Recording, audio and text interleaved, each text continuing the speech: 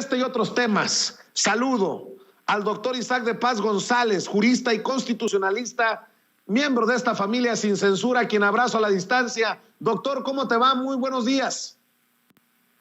¿Qué tal, mi querido presidente? Muy buen día.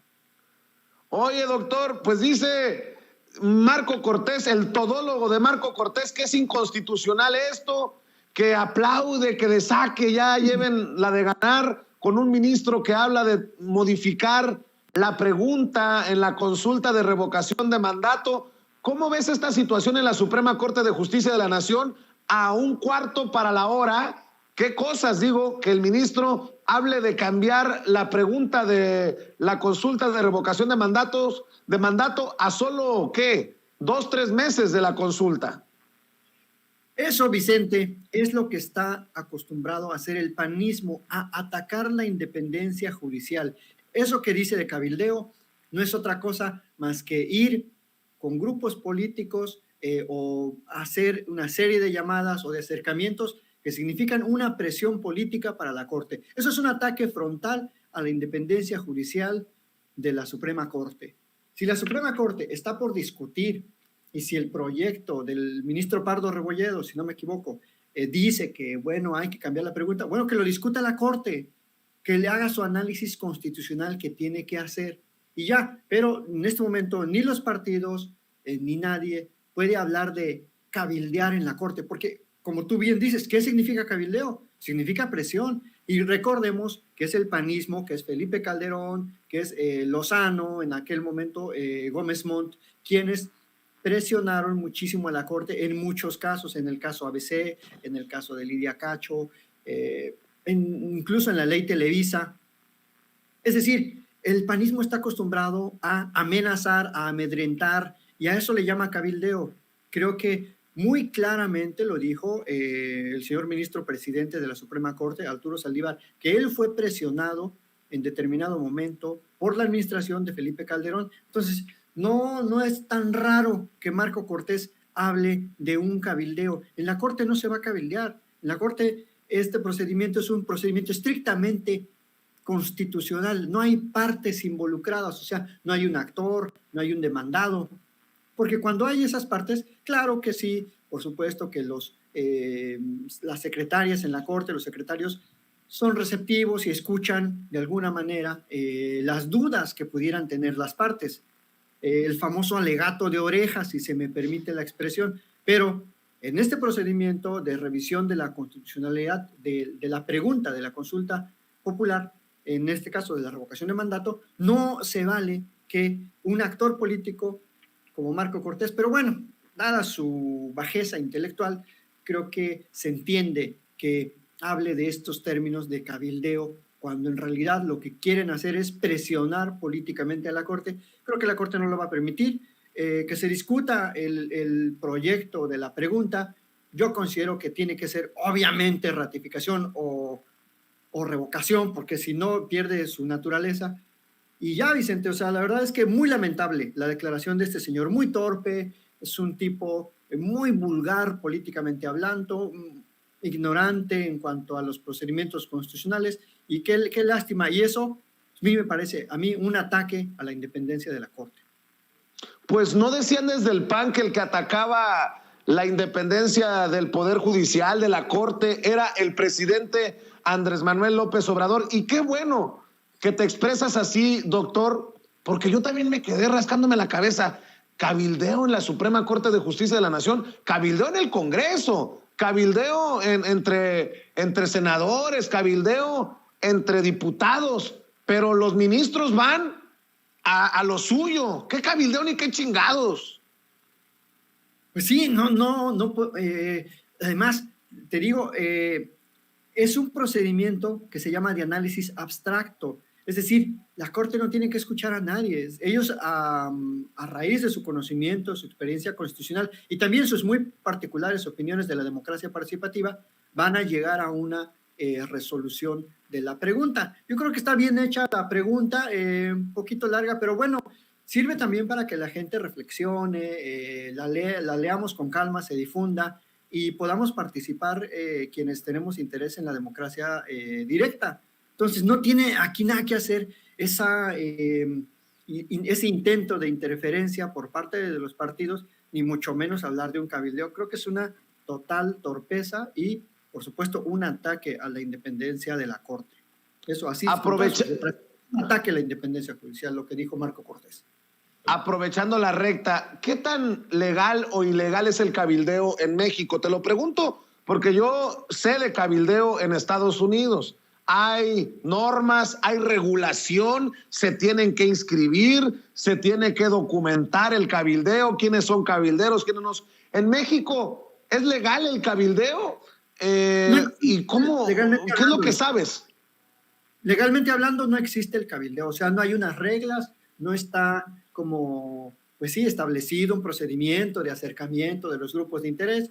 Se supone que aquí la representación política es genuina, o sea, que genuinamente los legisladores, las legisladoras representan al pueblo y no tiene que haber como grupos de presión, pero existe de facto, o sea, siempre hay reuniones, siempre hay acercamientos de los grupos de poder, existe de facto, digamos, tampoco está como sancionado que eso exista, o sea, tampoco está prohibido que los grupos parlamentarios se reúnan con empresarios. Bueno, acabamos de ver cómo el director del INE se reúne con los partidos. No está prohibido per se, es, digamos, sí muy reprobable que cierto tipo de cabildeo de facto que existe en México pretenda imponer una agenda, por ejemplo, en este caso de la reforma energética, pretende imponer la agenda de los puros intereses elitistas, de las grandes corporaciones, y creo que eso es lo muy reprobable. Pero fuera de eso, no existen reglas ni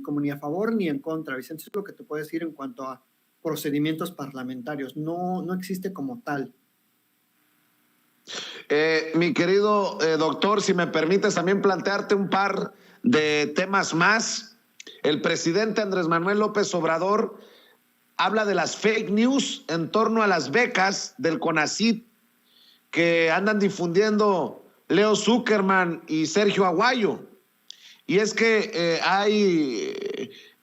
existe esta narrativa, sobre todo en redes sociales, de que van en contra del CIDE, en contra de los académicos, en contra de los científicos, que hasta amagan con quitarle becas a aquellos que se manifiesten en el extranjero, y que otra de las causales para suspender la beca es que las becarias estén embarazadas, algo que me parece muy bajo, y ayer también lo discutíamos en mesa de diálogo con Carla Mote y con Renata Turrent. Dame tu opinión de esto, doctor. Mira, Vicente, perdón, casi no acostumbro a decirlo, pero en este aspecto mi opinión es muy calificada porque he coordinado 3 programas de posgrado en el Padrón Nacional de Posgrados de Calidad, un programa de especialidad, un programa de maestría, y actualmente tengo el honor de coordinar un programa de doctorado del PNPC, que eso no cualquiera, y además mucho menos en las universidades privadas. Es decir, tengo la experiencia directa de ser gestionador, hago el monitoreo de las becas, hacemos las propuestas, y el CONACYT no interfiere en ese aspecto, Vicente. Al CONACYT no le corresponde suspender las becas. Es una absoluta mentira, por no decir una patraña, lo que están señalando distintos medios. Lo más penoso es que gente que se dedica a la investigación, que tomó un screenshot, que se puso a leer el Reglamento Nacional de Becas, que existe, por cierto, como tal, con este diseño normativo desde el 2008, y que efectivamente en su artículo 19 dice que al becario mexicano en el extranjero o al extranjero en México se le impone como obligación abstenerse de participar en manifestaciones políticas. Así dice el reglamento. No dice que se le va a suspender, porque además, Vicente, te reitero, el CONACYT no suspende las becas. Las becas las proponemos los comités de posgrado. El comité de posgrado hace un análisis, una propuesta, y CONACYT lo único que hace es como pagar, digamos, dar el dinero de la beca. Pero quien puede suspender una beca es el comité del posgrado, o sea, la institución en la que esté estudiando. Y si acaso en este debate estaría a discusión cómo nos conducimos los comités de posgrado, o por qué una facultad o una institución suspende o revoca o cancela una beca. Pero el CONACYT lo único que hace es como hablar esa suspensión, porque CONACYT, Vicente, existen alrededor, yo creo que de unos 50,000 becarias en México. ¿Crees que el CONACYT va a estar viendo qué está haciendo fulanito si ya salió a protestar para cancelarle la beca el mes que entra? Es muy absurdo, Vicente, es una absoluta mentira. Qué lástima que algunos que se dicen académicos ni siquiera conocían el reglamento, ni siquiera lo han leído, se la tragaron completita con un screenshot. ¿Cómo es posible que un investigador, una investigadora dé por válido que lo que dice un screenshot es una fuente fidedigna, cuando se supone que la gente que nos dedicamos a la investigación tenemos que corroborar precisamente el origen de la información, si es información real, si es verídica, si existe, si no ha cambiado? Y bueno, esto que señaló el presidente de las fake news, sobre todo en contra de CONACYT, llama mucho la atención porque desde el 2019 y 2020, y el año, como en más o menos 15,000, mucho más de lo que aumentó en el periodo, por ejemplo, de Peña Nieto, que solo aumentó en los 6 años a como entre 6 y 8,000 nuevas personas en el sistema nacional. Ahorita ya va el doble en menos de 3 años. ¿Qué quiere decir eso? Que se está destinando por lo menos a la gente que se dedica a investigar directamente, a la entrega de becas, a quienes investigamos, al doble. Es decir, ya va un número como de aproximadamente 15,000 personas en esta primera parte del sexenio. Y así te podría ir diciendo que hay más programas ahora en el Padrón Nacional de Posgrados de Calidad, lo que implica que hay más becas para estudiantes, hombres y mujeres que estudian el posgrado. Hay convocatorias para proyectos de ciencia básica, de ciencia de frontera, de programas nacionales estratégicos. Y les duele a muchos de la academia elitista que se está descentralizando el CONACYT, que ya no solamente es el apoyo es para la gente que estudia y trabaja en México, sino en la Ciudad de México, perdón, sino en otros. Hay apoyos ahora para el año pasado, por ejemplo, acá en la Universidad Autónoma dieron un apoyo para un proyecto para gente joven que se dedica a la divulgación de la ciencia, para que se incorpore gente, por ejemplo, de San Quintín, gente originaria de pueblos indígenas, y eso no gusta a mucha gente, porque mucha gente vive en este chilangocentrismo académico que quiere acaparar todo. Entonces, de ahí se desprenden los ataques, y luego, claro, lo vinculan como que, ay, el ataque al CIDE, y otras tantas mentiras que hay, Vicente. La verdad es que es muy lamentable que como comunidad estemos dándole jugada a noticias tendenciosas y totalmente falsas. Pues qué bueno que lo aclaras, con todo el conocimiento, con toda la autoridad moral. Por eso, qué afortunados somos en Sin Censura de que lo estés diciendo aquí, querido Isaac de Paz González. Oye, doctor, ¿por qué no vemos y escuchamos el reto? Bueno, la invitación que lanza el presidente Andrés Manuel López Obrador al Diablo Fernández, el dueño de FEMSA, el dueño de OXXO. Todo ocurrió en la mañanera y creo que pone en jaque a uno de los hombres más ricos de México y uno de los hombres más anti López Obrador entre los empresarios. Dice que hasta se va a ahorrar la publicidad. Este es el reto que lanza el presidente. Ya le voy a decir por qué. Y ojalá y venga el señor Fernández, sí, ojalá. O sea, y va a ser bien tratado de manera respetuosa y que traiga sus argumentos o sus técnicos, ¿sí? Está invitado, porque esto ayuda mucho a aclarar las cosas. Además, se van a ahorrar dinero porque no van a tener que estar pagando publicidad. Es el reto que lanza el presidente Andrés Manuel López Obrador al dueño de los OXXO. Y es que la Comisión Federal de Electricidad ha explicado en la mañanera con datos por qué OXXO asume que el pueblo es tonto con sus mentiras. Y es que OXXO ya sacó su propia narrativa con videillos ahí muy pedorros. Perdón, doctor, tú eres muy propio, pero yo lo voy a decir así, con videos muy hasta estúpidos. Así los representantes de la Comisión Federal de Electricidad le han respondido a OXXO en la mañanera por la llamada propaganda negra contra la iniciativa de reforma eléctrica que impulsa el dueño de FEMSA, José Antonio Fernández Carvajal, el Diablo. Es falso lo que dice OXXO lo que plantea en los medios tradicionales de que paga lo justo y que protegen al medio ambiente obteniendo energía limpia. Asumen que el pueblo es tonto, doctor. Sí, Vicente, asumen que no conocemos los Oxxos y bueno, quien alguna vez ha ido, y si no, le pido por favor al público que cuente cuántos refrigeradores tiene un Oxxo. Tienen entre 25 y 30 refrigeradores, nada más. Y bueno, hace rato presentaron claramente los porcentajes, esta desventaja de las energías intermitentes bajo las cuales Oxxo supuestamente se justifica para decir que su energía es más barata y es limpia y que la de CFE es más cara y es sucia. Creo que es una ofensa incluso, como tú bien dices, como lo dice el presidente, a la inteligencia de la gente, que pues pagamos nuestros recibos mes con mes, que sabemos lo que consumimos y que se nota claramente cómo Oxxo se ha aprovechado de la infraestructura, pero no solo Oxxo, todas esas supuestas empresas limpias se han aprovechado de la infraestructura que le ha costado al pueblo de México. Ni un solo cable, ni una sola torre, ni un solo desbroce de camino, ni un solo fierro, ni un solo material.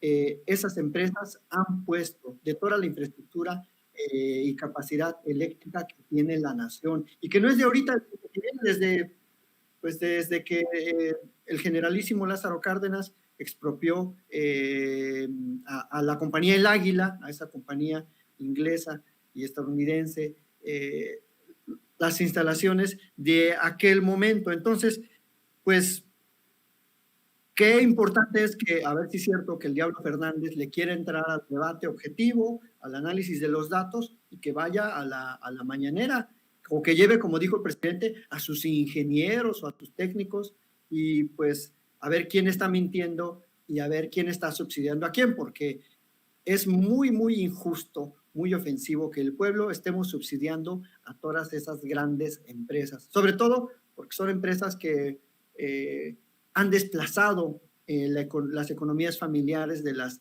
tienditas, de las pequeñas, los lugares donde vendían abarrotes, ya casi son una materia extinta, esas tienditas de la esquina. Ahora hay en cada esquina del país un Oxxo.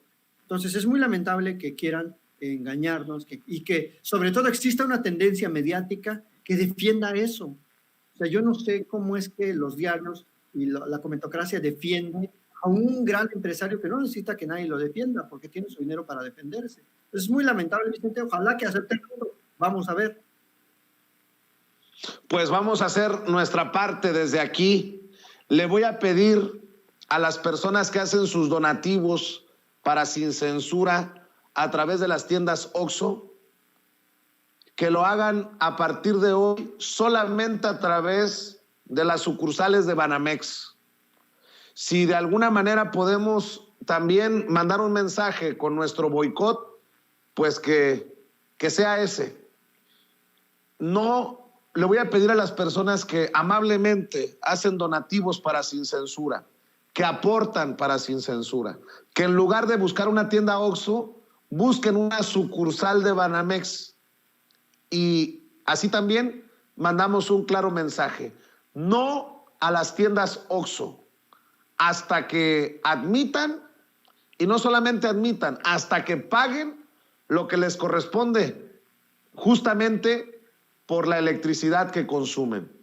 Así que ahí que quede el llamado al boicot desde esta trinchera independiente. No envíe ese donativo, esa aportación a Sin Censura a través de las tiendas Oxxo. Hágalo únicamente a través de las sucursales de Banamex.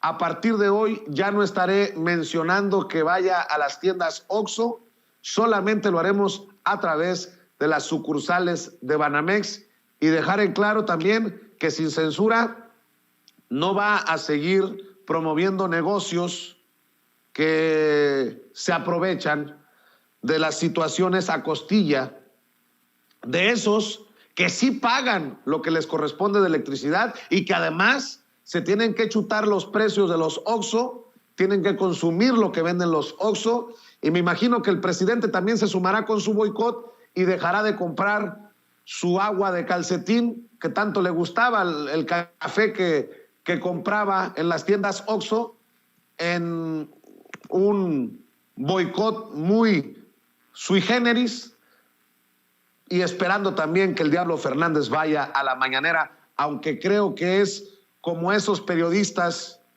que tiran la piedra y esconden la mano. Entendió el que entendió.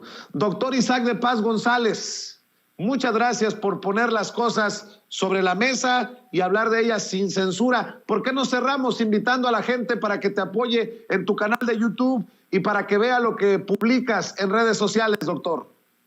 Claro que sí, Vicente. Los invito a que se suscriban a mi canal, Isaac de Paz González en YouTube, así tal cual, Isaac de Paz González, con S-I-A-A, y en Twitter, @Isaac de Paz con Z, @Isaac de Paz en Twitter. Y pues muchísimas gracias por el espacio, Vicente, muy contento de estar aquí de regreso en tu canal, y saludos al público de todo el mundo que ve, que escucha, y pues que le da mucha alegría que haya un canal como Sin Censura.